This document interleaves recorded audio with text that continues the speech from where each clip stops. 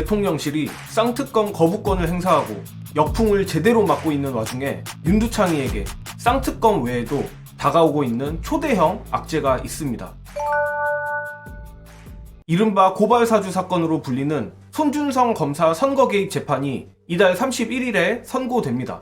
고발사주 사건에 대해서 간단히 브리핑하고 가자면 2020년 총선을 앞두고 손준성 당시 대검 수사정보 정책관이 윤석열 검찰총장의 비판적인 정치인을 고발해달라며 고발장을 검사 출신인 미래통합당 김웅을 통해 미래통합당에 전달하는 사건입니다.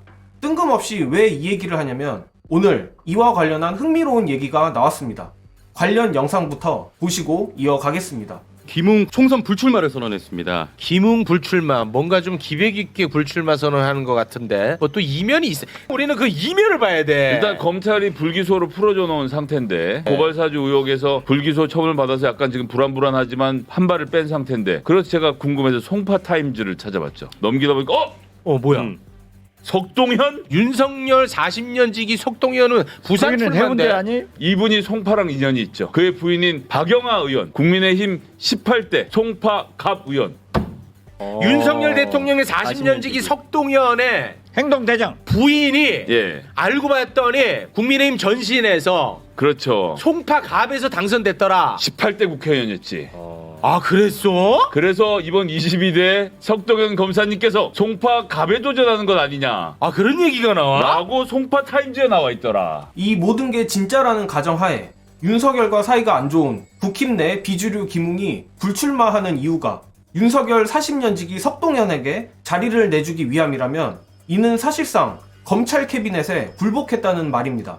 김웅은 고발사주건과 관련 검찰이 어설프게 불기소 처리를 해줘서 소나기는 피했습니다만 과거 한동훈, 윤석열과도 가까웠던 김웅이 윤석열과 사이가 틀어진 것도 정황상 고발사주 사건에서 윤석열이 김웅에게 독박을 씌우려 했기 때문이죠.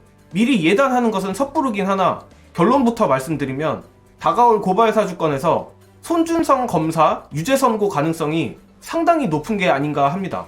아마도 배후로 의심되는 윤석열을 지키기 위해 손준성 검사가 고발사주건을 혼자 뒤집었을 모양새인데 손준성이 고발장을 김웅에게 전달했다고 실토하면 형량 감형의 여지도 있고 윤석열 입장에서는 눈의 가시인 김웅까지 처리가 가능합니다. 어차피 송파 갑이면 국힘 당선 안정권 지역구고 기왕 손준성 폭망한 김에 지역구 하나라도 더 확보하자며 김웅 물귀신 작전을 하는 거죠. 김웅도 검찰 출신으로서 저 정치검찰 사냥개들을 누구보다 잘 알고 있으니 굴복을 한 거 아닌가 합니다. 모든 게 제 뇌피셜이긴 합니다만 사실 이 작전이 윤석열 입장에서 상당히 경제적이긴 합니다. 하지만 최악에서 아주 조금이라도 이득볼 구실을 찾은 것 뿐이지 초대형 악재임에는 틀림이 없습니다. 결국 손준성에게 유죄가 선고되면 모든 의혹의 칼은 윤두창을 향할 겁니다. 손준성이 최강욱을 고발해서 얻을 이익이 뭐가 있습니까? 반면 당시 검찰총장 윤석열 입장에서 맨날 검찰과 본인을 비판하는 최강욱을 치면 명백한 이익이 있죠. 쌍특검 거부권에 김건희 명품백 이슈까지 다시 재점화되는데 이달 말 고발사주건도 유죄가 뜨면 여론은 걷잡을 수 없이 요동칠 가능성이 큽니다. 잘하면 김건희만 잠적하는 게 아니라 건국 이래 최초 대통령 잠적도 볼 수 있을 것 같은데 저쪽에 악재가 터지는 만큼 걱정되는 부분이 있습니다.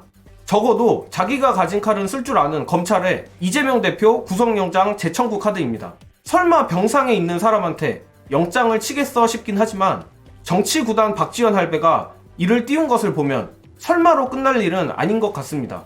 저 후한무치한 건부에게 일말의 인간성조차 기대하면 안 됩니다.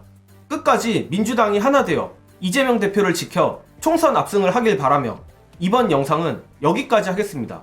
시청해주신 여러분 감사합니다.